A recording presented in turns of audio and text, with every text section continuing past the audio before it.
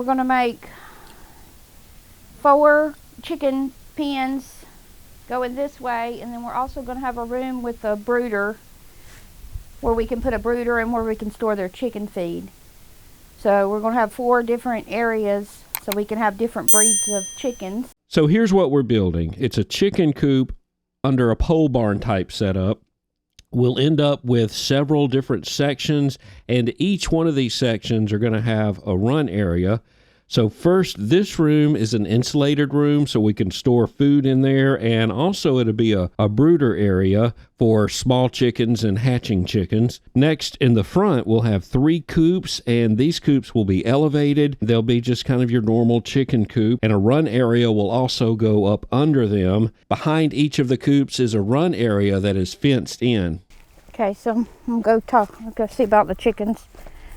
These chickens weren't supposed to be in for another few months to give us a little bit more time to build this house, but we got word that we had to go ahead and pick them up, and so we did, and now the chicken pen is on the top burner.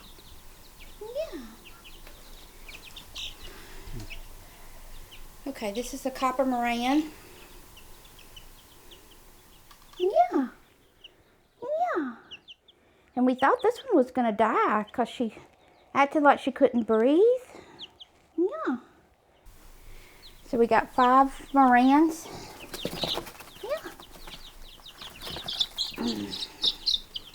This is a coaching.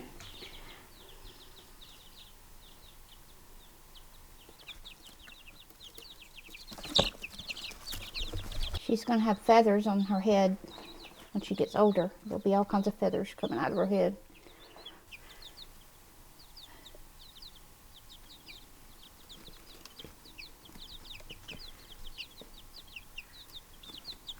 So here we are. The chickens are here. They're growing fast. It's time to get this chicken pen built. So I started out by going and getting some treated lumber, which is mighty expensive. And we're going to start out with these 6x6 posts.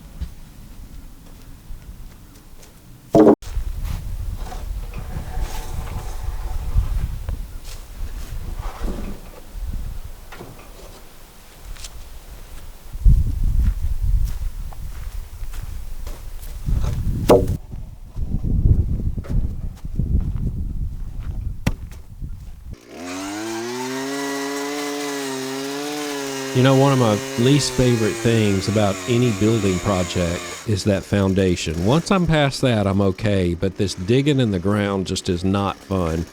But, of course, this auger does help a little bit.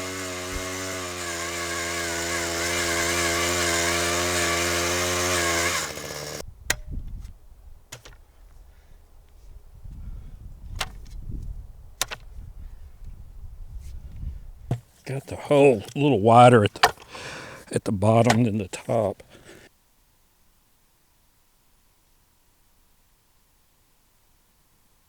Once I got the holes dug, I lined the bottom of it with some gravel, and then I'll pour some concrete and mix the concrete while the post is in place.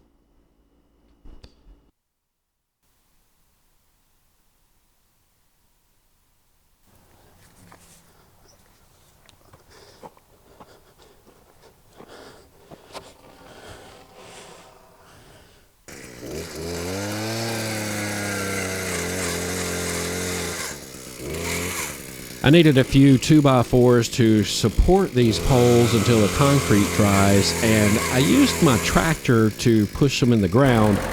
If you're going to try this, do this at your own risk, because if you don't do it right or you have a thin bucket, it could poke a hole right through your bucket or bend your bucket. In my case, I've got a really old tractor and the bucket was pretty strong.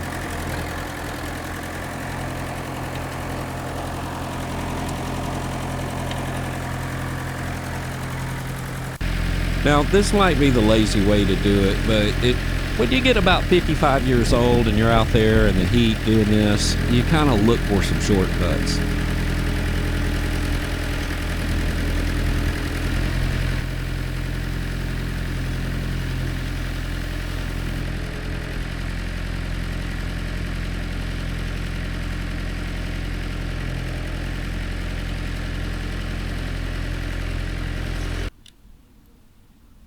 I found some old scrap wood, and I'm screwing this up to make some angle braces to hold this in place. And when you work alone, it does take a lot longer to do something. Like leveling these posts really took a long time. I think it took longer to level the posts than it did to dig the holes.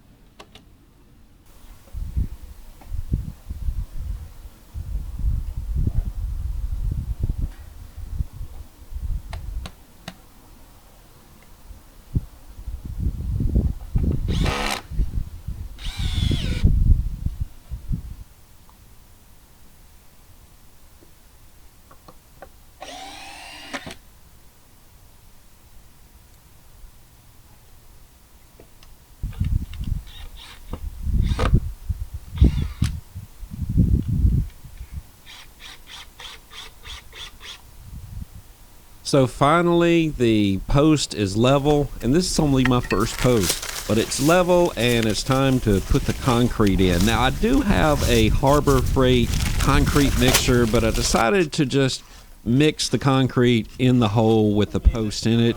Not sure if that's the best way to do it, but that's the way I did it, and I just kind of slowly mixed it together with the water.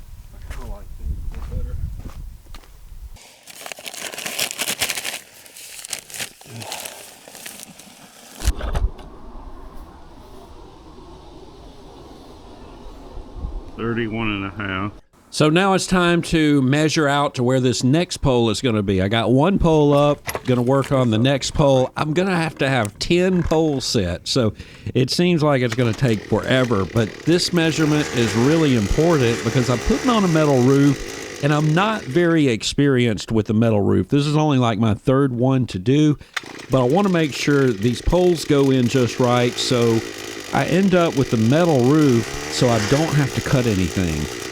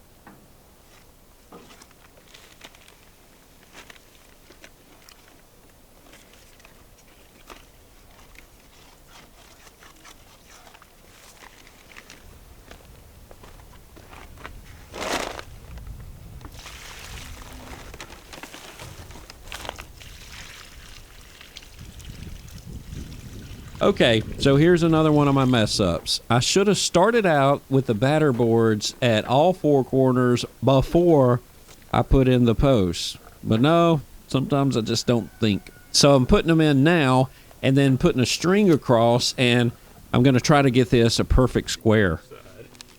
I used the auger to make it easier to start these holes, but it's just an 8-inch bit on that auger, and I needed it a little bit wider because these are 6-inch wide posts, and I wanted to make sure there was enough concrete in this hole to keep that post steady. So I had to use these post hole diggers to dig out and widen that hole out.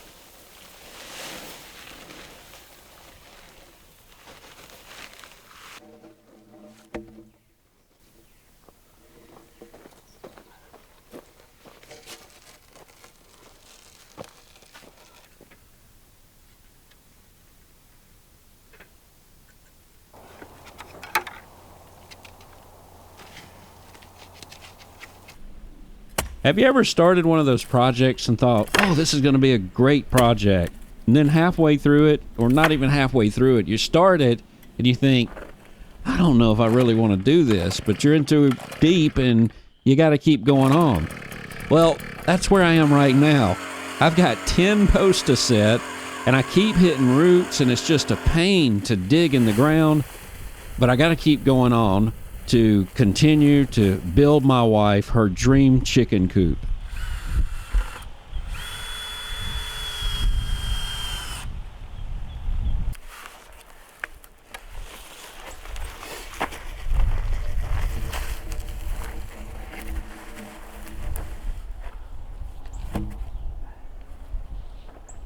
Okay, finally, all the poles are set in the ground and level, so the next thing I need to do is determine the height of what I'm going to cut off.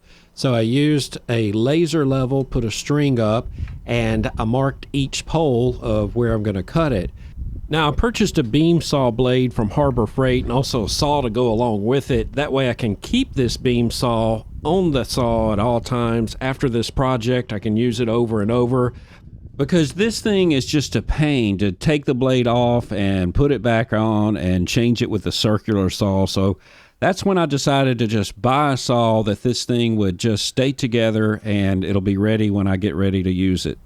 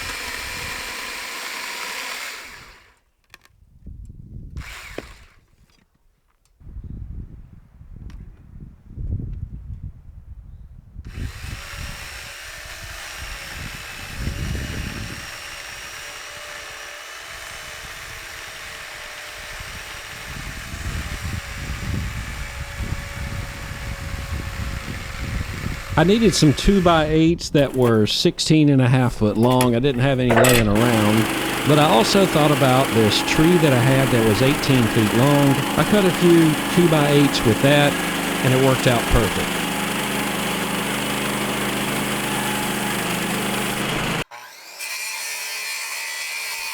When you work alone, you kind of got to get innovative about things, so I used some 2x4s and just kind of put arms on top of the post so I could prop one end of this board up and then nail the other end in.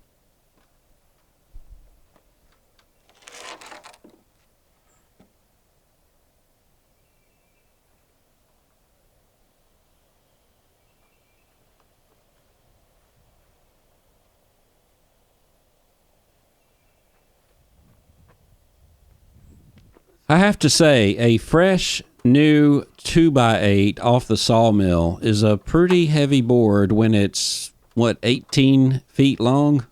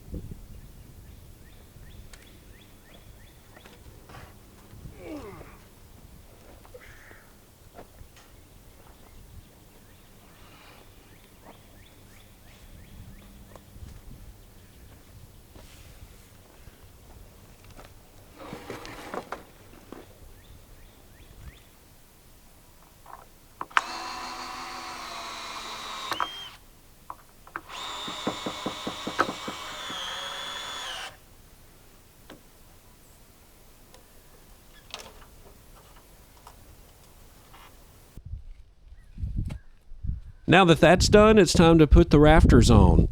So I made a pattern rafter to cut everything off. I'll just lay that board on top of each new one. That way I get the angles just right and get the bird's mouth just right.